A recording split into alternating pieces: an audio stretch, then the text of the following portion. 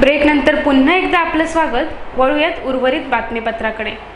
जामसंडे येथील औद्योगिक प्रशिक्षण संस्थेमध्ये उद्भवलेल्या समस्या तातडीने न सोडवल्यास NSUI संघटनेच्या वतीने तीव्र आंदोलन छेडण्यात येईल असा इशारा निवेदनाद्वारे दिला।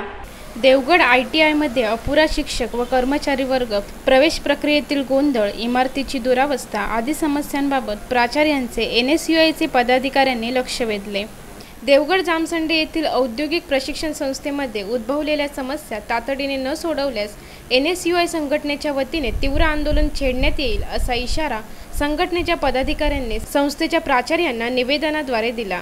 यावेळी संघटनेचे तालुकाध्यक्ष अमय घाडीगावकर, जिल्हा कार्यकारिणी सदस्य सिद्धेश मानगावकर, नारायण नरे, ऋत्विक धुरी, सुनीत कुळिये, सुयश घाडी, सुशांत कदम, संदेश पुजारे, रणजित धुरी आदी उपस्थित होते।